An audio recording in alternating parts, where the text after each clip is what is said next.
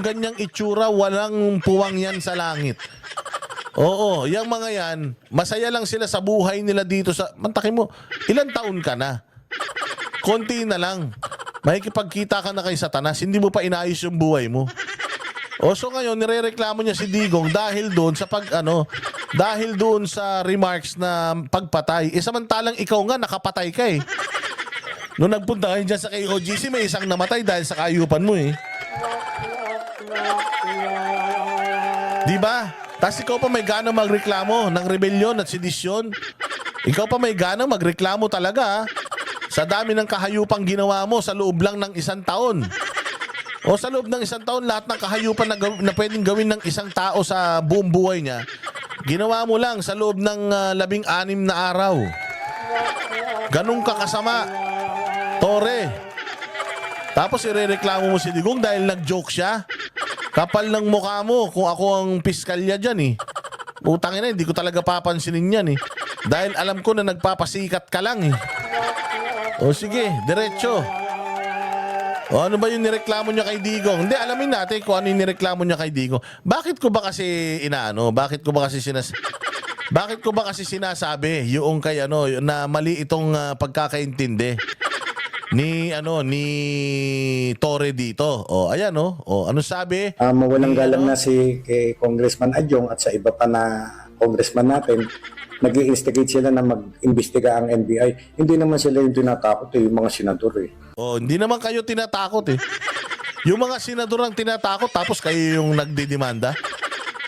Tapos sinasabi pa niya na hindi daw siya utusan ng Malacanang. Hindi ka talaga utusan ng Malacanang. Oh, kung ako, mag-uutos pa ba ako sa'yo? May kusa ka naman. Alam naman nila, may topak ka. Pero naniniwala ba kayo? Di siya inutusan ng Malacanang? Ako, ito, opinion ko lang ha. Hindi ko sinasabing totoo. Weh! Di nga. Mawalang galang na si kay Congressman Adjong at sa iba pa na congressman natin, nag-i-instigate sila na mag-imbestiga ang NBI. Hindi naman sila yung tinatakot yung mga senador eh. Oh. Senador ka ba, Tore? Di ka naman senador, apektado ka. Di ka. Tayo na yan. Dito sa speech ni Duterte, ang dami-daming mga sinabi. Seryoso pa si Duterte na sinabi, bangag yung presidente ha. Oh, bakit hindi mo kausapin si Bongbong para magpa-drug test? O bangag nga daw. Pinipick up mo yung joke, yung totoong sinabi, hindi mo pick upin. Alagad ka ng batas, sabi mo, it's your moral obligation. Moral obligation, sinasabi nga dito, adik si Bongbong. Di ba moral obligation mo din na i-oblige or at least man lang i-convince yung presidente natin ng pa-drug test? Oo, if moral obligation yung yung pagbabasihan mo dito sa pagkaso mo na to. O diretso. Sinabi ng dating Pangulo noong Martes. Marami kasi sila, ano dapat ang gawin natin? Hindi, patayin natin yung mga senador ngayon para mabakante. Ano reaction ng mga tao? Di ba nagtawa na yung mga tao? You don't need to be a rocket scientist para maintindihan mo that what PRRD uttered is a joke.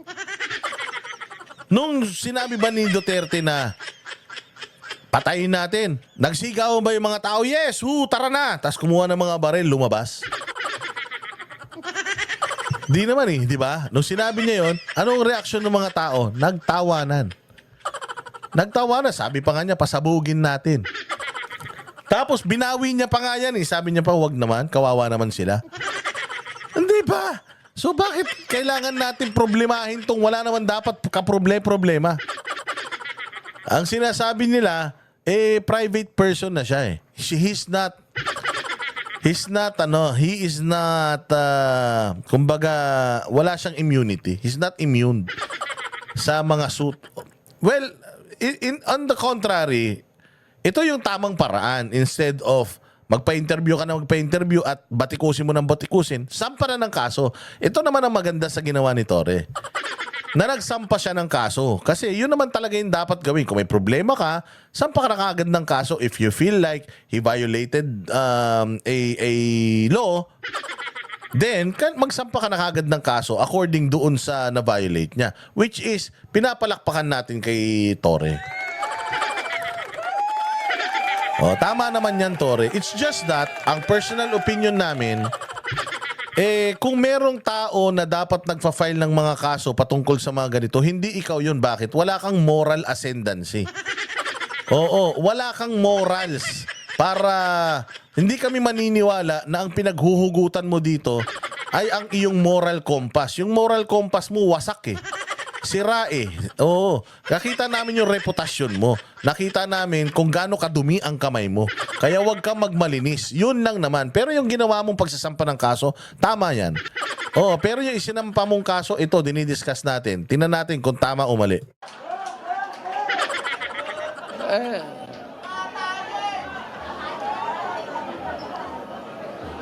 Kung makapatay tayo ng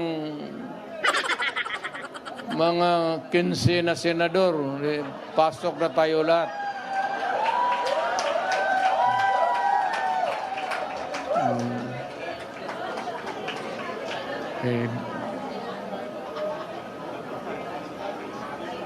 Pero kawawa naman. Pero nakakainis kasi yung, hindi naman lahat. Pero, sabi nga, talking of opportunities, the only way to do it is to pasabugin na lang natin yung Di ba? Wah! Tatawa na yung mga tao. Ang killjoy nyo naman. Masyado naman kayo, wala kayong kabuhay-buhay. Pati joke, siniseryoso nyo, Diyos ko po. Yan po ay nung campaign kick-off ng mga senatorial candidates ng PDP sa Club Pilipino noong Martes. Pero agad bumuelta ang PNP, particular si PNP CIDG Chief Nicolas Torre. Kung inyo Good job ka dyan, CIDG. Good job ka for doing this. Pero sana lang, ito lang ang gusto ko sana. Sana hindi lang kay PRRD ikaw ganyan. Sana sa lahat. Sana sa lahat ng krimen sa Pilipinas na nakikita mong mali, sana tumayo ka at magsampa ng kaso. Katulad niyan, si Duterte, sinabihan niya ng bangag si Marcos. Magsampa ka ng kaso kay Duterte. Na libelous, sabihin mo, libel. Yung sinabi ni Duterte na bangag si Marcos. Hindi mo maisasampa 'yon. Bakit? Kasi kailangan yung patunayan na yung sinabi ni Pangulong Duterte ay hindi totoo. By what? By how? Magdadrug test si Marcos pagka ganun, which is ayaw ni Bongbong yun. Ayaw niya yun. Kasi nga, pagka nagpa-drug test siya, mahuhuli siya. Ngayon, bakit hindi mo masampahan ng kaso si Duterte doon sa mga seryoso siyang sinabi niya? Sinabi niya si Bongbong bangag. Hindi naman niya sinabing si Bongbong talaga. Pero sinasabi niya, may presidente talagang bangag. Sino pa bang presidente ngayon? Magsampa ka din ng kaso doon, bilis. Sampahan mo si Duterte ng kasong libel, grave libel. Extreme libel. Doon sa sinabi niyang bangag si Bongbong Marcos. Bakit hindi mo ginawa? Kasi alam mo rin totoo yan. Alam mo rin na mukhang bangag talaga yung presidente. Bakit? Ayaw magpa-drug test hindi ba? Kasi alam mo, pag sinampahan mo ng kaso, si Duterte tungkol dyan, kailangan patunayan noong nilalibel na Duterte na hindi talaga totoong addict siya. Magpapadrug test siya ngayon. Magagalit si Bongbong pagka idinimanda mo si Duterte ng libel. Dahil addict si Bongbong, di ba? Kasi nga, wala silang planong patunayan na hindi sila addict. Kasi nga addict! Sabog! Mabibilib ako sa iyo, Torre, kung sampahan mo si Pangulong Duterte ng libel doon sa sinabi niya kay Bongbong Marcos. Doon ako mabibilib sa iyo. Pero mo siya, sasampa mo siya ng kaso sa isang joke. Utang ina niyan, tanga na lang ang makikinig sa iyo. natatandaan, si Torre ang ground commander ng PNP nung hinahalughog ang KOJC compound ni Apollo Kibuloy nung nakaraang taon. Di ba? So hinighlight na siya ang ground commander nung hinahalughog yung KOJC compound noong hinahanap si Pastor Apollo Kibuloy. So ang sinasabi doon nito ni Ed Lingaw, ito ang ground commander, ito ang may kasalanan kung ano man ang nangyaring kabulastugan, human rights violations, at kung ano pa mang mga violations ang nangyari dyan. Ito lahat ang may kasalanan. Even the death of one KOJC member dahil sa kanilang hayop na tear gas, ito ang may kasalanan. Why? Because lahat ng nangyayari doon, utos niya. Kapal ng mukha mo. Ang dami mong pinirwisyon tao, ikaw pa yung mahilig magsampat ng demanda.